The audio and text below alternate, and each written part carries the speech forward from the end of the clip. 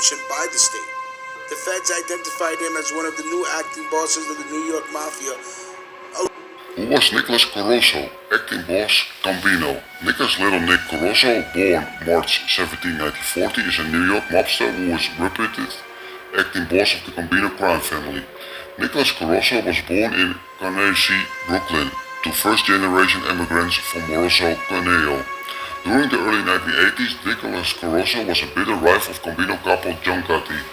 When Gotti became boss in 1985, he declined to promote Corozzo to capo. However, since Corozzo was such a good earner for the family, Gotti did not want to get rid of him. In turn, Corozzo professed loyalty to Gotti. It was only when Gotti went to prison in 1992 that Corozzo was finally promoted to capo regime, along with Gambino soldier Leonard Lenny de Maria and Nicholas' brother Joseph, now consigliere, formed a ruling panel that unofficially ran the Gambino family in the mid-1990s.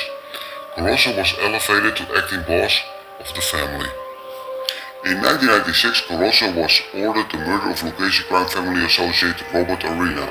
Arena allegedly murdered Antonio Placido, a member of Corozzo's crew, and had failed to return some stolen marijuana to a drug dealer. On June 26, 1996, the Gambino gunmen found Arena driving with Thomas Maranga and Arena associate in the Mill Basin section of Brooklyn. After forcing Arena to stop the car, the gunmen shot and killed both men. In December 1996, Corozzo was indicted in Miami, Florida on 20 racketeering charges that included attempted murder, arson, and loan sharking. Corozzo was accused of running a loan sharking business in Deerfield Beach, Florida. In August 1997, Corozzo pled guilty to racketeering charges in Florida and was sentenced to 5 to 10 years in prison. Later that year, Corozzo again pled guilty in Brooklyn to racketeering and bribing a jail guard. While in federal prison, Corozzo shared the cell with Gambino associate Joseph Folaro, who was serving a drug conviction. After his release, Folaro started playing tribute to Corozzo's crew on a trucking company he started. However, facing another drug conviction in 2004, Folaro agreed to become a government informant and record his conversations with Corozzo. After Corozzo's release from prison on June 10, 2004, Corozzo was again expected to take over the Gambino crime family. However, due to increased law enforcement attention, he tended to keep a low profile. The Gambinos were reportedly led by John Jackie Nose de Amigo until 2005.